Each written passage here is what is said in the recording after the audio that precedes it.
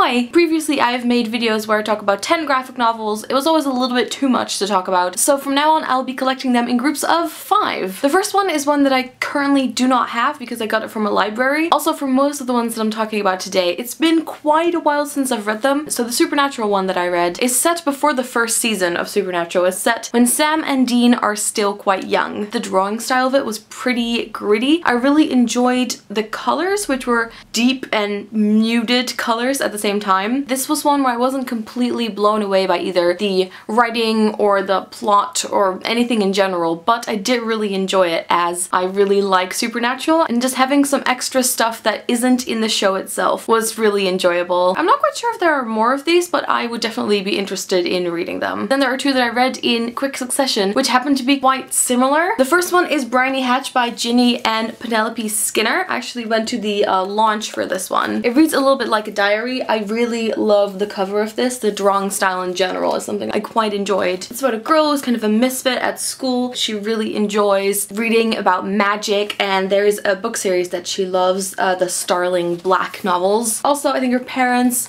recently divorced and she's moving into the house that used to belong to her aunt, and one day her aunt, who is dead, appears. Briny is the only person who can see her. What I found quite interesting, it's one of the first times I think I've seen it, is just seeing a teenager being drawn like this, with like her belly just kind of hanging, and I wish there was more of that because I think it's really important to have, you know, proper representation in stuff you read. I thought the story was pretty straightforward and maybe a bit predictable, but if you are interested in this topic and that appeals to you, then this could be a fun read. And then the other one that was a bit similar, which I think I would have enjoyed both of them more if I hadn't read them in succession, is Skim. It says, "This is the diary of Kimberly Kaiko Cameron, aka Skim." So once again, this is also black and white, but the way the characters' faces were drawn were really great. Also a girl who's interested in magic and things like that, and she starts getting close to a female teacher. So I didn't dislike it, but also wasn't blown away by it. But if you're interested in reading about the life of a teenage girl with those interests, then yeah, give this one a go. After reading those 2, I thought I need something different, so I went to Gosh Comics in Soho, and I just wanted to go in and just pick up something I'd never really heard about before, and I ended up leaving with The Last of Us: American Dreams, which Amanda, or She's So Mickey, told me yesterday, and I guess it's also in the front of the book, but I've forgotten about it. The story takes place before the events of the game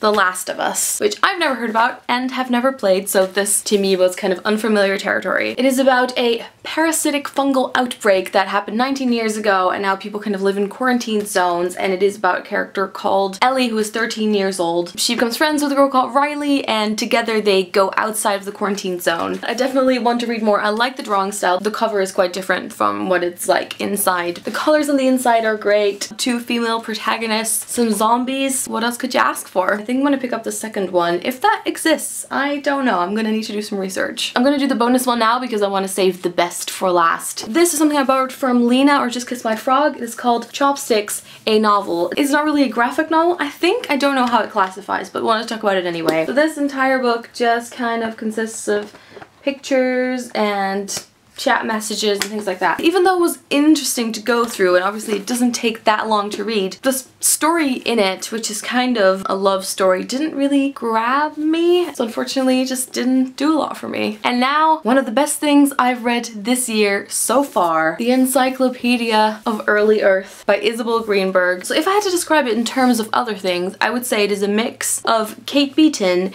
Avatar, and he sails all the way to the south of the planet and he meets a girl there. They fall in love, but they can't touch each other. They physically can't reach out for each other. The boy then starts telling stories, and he is a storyteller, and it just becomes a story in a story in a story about how the world came into existence, about different gods and legends, about the boy's journey from the north to the south of the planet, where he comes through all these kingdoms that kind of represent like the Vikings and things like that. It's funny, it's really self-aware and quite sassy, and it's just an absolute joy to read. Everyone I've shown it to so far at work has wanted to borrow it, so go and buy this for yourself, go and buy this for your friends. It is freaking amazing. Okay, so that was my collection of graphic novel reviews. I will be back soon, hopefully, with 5 more. If you've read any of these, let me know in the comments, and I will talk to you guys later. Doei!